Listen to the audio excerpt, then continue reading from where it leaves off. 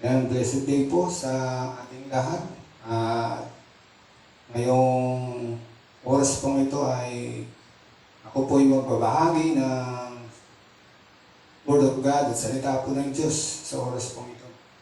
At ang aking ibabahagi ay patungkol po sa relationship with God sa oras pong ito. At sabi po dito, what is the perfect meaning of relationship?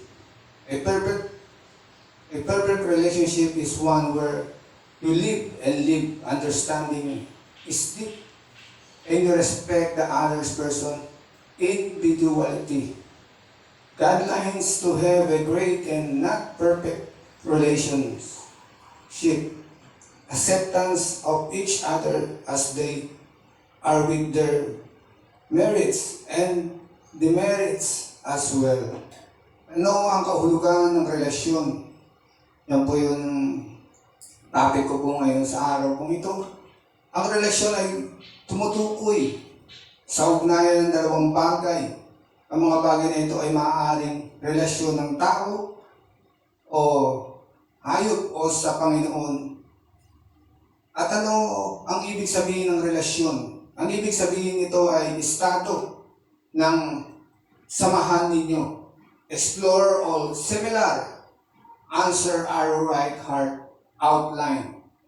Ang mga romantikong relasyon ay nag-aalok ng mga pagkakataon upang muling tuklasin at ibahagi ang pag-ibig sa pamamagitan ng nakakaranas ng pakikiramay. Ano ang ibig ng pagkakaroon ng relasyon sa Diyos? Ang pagkakaroon ng personal na relasyon sa Diyos ay nag-umpisa sa oras na naunawaan natin ang ating pangangailangan sa Kanya. At nang aminin natin na tayo ay nagkasala sa Kanya o sa Diyos. Sabi po dito sa unang 1, chapter 4, verse 7 hanggang 8, mga minamahal, mag-ibigan tayo sapagkat mula sa Diyos ang pag-ibig. Ang bawat umiibig ay anak ng Diyos at kumikilala sa Diyos. Ang hindi umiibig ay hindi kumikilala sa Diyos sapagkat ang Diyos ay pag-ibig. Ang ibig pong sabihin po nito ay ang bawat umiibig po, ang bawat nagmamahal po, una sa Diyos ay pangalawa sa tao, ay tunay nga na ang pag-ibig pong ito, na kaya po siya ay umiibig, ay dahil po, ipinahintulot po ito ng Diyos na ang bawat tao ay umibig po sa Diyos. Pagmahal po sa Diyos. At kung mahal mo nga po ang Diyos, una sa lahat ay siya po ay paglilingkuran mo. Hindi lamang po paglilingkuran mo, kundi gagawin mo ang the best para yung iniibig mo at yung minamahal mo ay tunay nga na makita niya ang sincere na pag-ibig at pagmamahal mo sa Diyos. Kaya nga po, inonor ng Diyos na ang kanyang nilikha ay mahalin siya at paglingkuran siya. At sabi po dito sa verse 8, ang hindi umiibig ay hindi kumikilala sa Diyos sapagkat ang Diyos ay pag-ibig. Kaya, ang sinumang tao na hindi po nagmamahal at hindi po umiibig, ay tunay nga, ito raw ay hindi po kumikilala at hindi niya po kilala ang Diyos. Kaya ang bawat tao po ay mayroong pong puso na magmahal, na umibig sa bawat kapwa-tao. At hindi lamang po yun, kundi tinuruan tayo ng Diyos na siya'y mahalin at ibigin at paglingkuran. At sabi nga po dito sa unang 1, chapter 4, verse 9 hanggang 10, inihayag ng Diyos ang kanyang pag-ibig sa atin nang isugo niya sa mundo ang kanyang kaisa-isang anak upang magkaroon tayo ng buhay sa pamamagitan niya. Ito ang pag-ibig. Hindi sa inibig natin ng Diyos, kundi tayo ang inibig niya at isinugo niya ang kanyang anak upang maging handog para mapatawad ang ating mga kasalanan. Ibig sabihin po, ang Diyos po pala talaga ang unang nagmahal po sa Kanya, sa atin. Alam niyo kung bakit? Dahil ang Diyos nga po ang siyang lumikha po sa atin. At sabi nga po sa John 3:16 na gayon na lamang ang pag-ibig po ng Diyos sa sanlibutan, kaya ibinigay niya ang kanyang bugtong na anak upang sino mang sumampalataya sa kanya hindi mapahamak kundi magkaroon ng buhay na walang hanggan. Kaya nga po, ang pag-ibig po, ang pinaka-the best po sa lahat na isang ugali na meron pong isang tao. Kaya dito po malalaman na kung isang tao po talaga ay nagmamahal sa Diyos. At kung meron ka nga pong di bang minamahal, halimbawa po natin ito na sa mga kalalakihan po. Kung meron pong na minamahal ang isang lalaki ay siya po ay nagiging determinado na manuyo doon sa babae na kanyang minamahal. At ginagawa niya ang lahat ng paraan para nga po may padama, may pakita niya ang sincere na pagmamahal at pag-ibig niya po sa babae na kanyang sinusuyo. At ipinapakita niya lahat ng kabutihan sa kanyang minamahal. At hindi lamang po kabutihan, kundi ginagawa niya po yung the best para yung pag-ibig ng babae ay tunay na makamit po niya o makamtam po niya. Ganun din po, dapat ang gawin po ng tao sa Diyos. Gawin ng tao ang lahat ng panunuyo, ang lahat ng paglilingkod, at lahat ng pagkasakripisyo para may pakita po ng tao yung sincere na pag-ibig po niya sa Diyos. Kaya nga po yung pinaka-the best na ugali na may pakita po ng isang tao ay yung pag-ibig at pagmamahal. At sabi po dito sa unang 1 chapter 4 verse 16, nalalaman natin tayo'y iniibig ng Diyos at lubos tayong nananalig sa katotohanan ito. Ang Diyos ay pag-ibig, nagpapatuloy sa pag-ibig, ay nanatili sa Diyos at ang Diyos ay nanatili naman sa Kanya.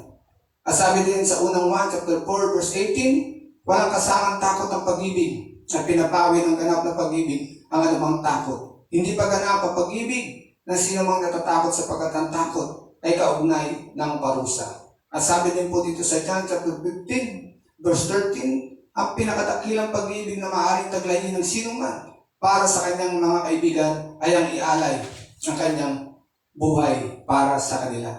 Totoo po yun. At katulad nga po ng ginawa ng ating Panginoong Hesus. Tayo po inibig, minahal po ng Panginoong Hesus. Kaya yung kanya nga pong buhay ay kanya pong inalay sa pamamagitan ng pag-ako po niya doon po sa krus ng Kalbaryo.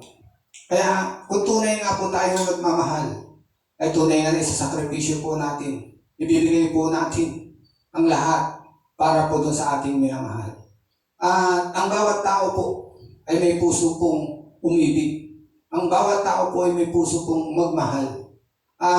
Yun po yung nature ng ating Panginoong Diyos na siya po ay mapagmahal na Diyos sa kanyang mga nilikha. At tinuturuan nga po tayo ng Diyos ngayon na umibig, magmahal din po sa Kanya. Kaya ito lang po yung mensahe na may paparating ko po sa inyo na dapat ang lahat po ng tao ay talagang maging wagas ang kanyang pagmamahal sa Diyos. Suklian ang lahat sa abot ng makakaya upang may padama natin sa Diyos ang ating sincere na pagmamahal, pag-ibig. At yun nga po yung gustong mangyari ng Diyos sa ating mga buhay. Kung paano po minahal tayo ng ating Ama na Diyos na lumikha at ang ating Panginoong Jesucristo, ay ganoon din po yung isukli po natin sa araw at sa oras pong ito. At sabi po dito lastly sa unang Corinto chapter 13 verse 7, ang pag-ibig ay matiisin, mapagtiwala, puno ng pag-asa, at nagtataga hanggang wakas. Kaya kung mabubuhay ka sa pagmamahal, kung mabubuhay ka sa pag-ibig, yung takot ay mawawala sa iyong katauhan. At hindi lamang po yun, ikay magkakaroon po ng pagtitiis. Ano po yung pagtitiis? Titiisin mo ang lahat ng sakit, ang lahat ng hirap, para makatnam mo lamang yung pag-ibig at pagmamahal ng iyong iniibig at minamahal. Ganun din po, mapapagkatiwalaan at tunay nga na ibibigay mo yung pagtitiwala doon sa minamahal mo. At punong-puno ito ng pag-asa at pagtsatsaga. Kaya nga po, pag nagmahal ka at umibig, umaasa ka po na yung iniibig mo ay ganun din po yung ibibigay at susukli sa iyo. Kaya, yan po yung the best na may babahagi ko po sa inyo ngayong araw pong ito. Na ang bawat umiibig ay tunay nga po, ang pinagalingan po nito ay ang Diyos na lumikha ng langit at lupa. Kaya ang taong tunay na may pag-ibig sa puso, siya yung tao na inuuna ang Diyos bago ang kanyang sariling kagustuhan. Ulitin ko po, ang taong tunay na may pag-ibig sa puso, siya yung tao na inuuna ang Diyos bago ang kanyang sariling kagustuhan. Yan po yung salita po ng Diyos na naibahagi ko po sa inyo sa araw na ito. At naway, naibigan po ninyo sa araw pong ito. At tunay nga na ang bawat nagmamahal at bawat umibig sa Diyos ay tunay nga na hindi niya iiwan at pababayaan. Kaya tayo po'y manalangin sa oras pong ito. O Amang Diyos na gumawa ng langit at lupa, salamat po sa salita mo na narinig po namin sa araw na ito. At salamat sapagkat ikaw pala ang unang umibig at nagmahal sa amin. Dalangin po namin na masuklihan po namin ang pagmamahal na ito, ang pag-ibig na ito na ibinigay mo po sa amin. Kaya sa oras na ito, sa araw na ito, ang lahat po ng nanonood po ngayon ay tunay nga na bigyan mo ng pag-ibig, bigyan mo ng pagmamahal.